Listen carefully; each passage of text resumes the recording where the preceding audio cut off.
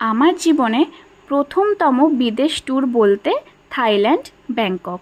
বিয়ের পরে আমরা আমাদের হানিমুনে গেছিলাম ব্যাংকক, থাইল্যান্ডে। তার মধ্যে যাওয়া হয়েছিল পাটায়াতে। Pattaya is one of the most popular coastal city of Thailand.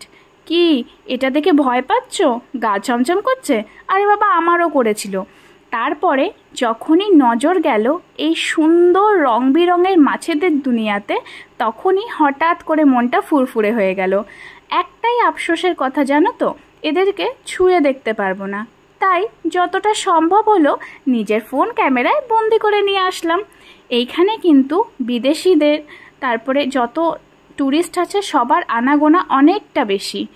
এত সুন্দর মেনটেনেন্স, এত কাছ থেকে বিভিন্ন রকম মাছেদের দেখা, তাদেরকে উপভোগ করা, ছুঁয়ে দেখা, এইসব কিন্তু এইখানে না গেলে কখনোই উপভোগ করতে পারতাম না।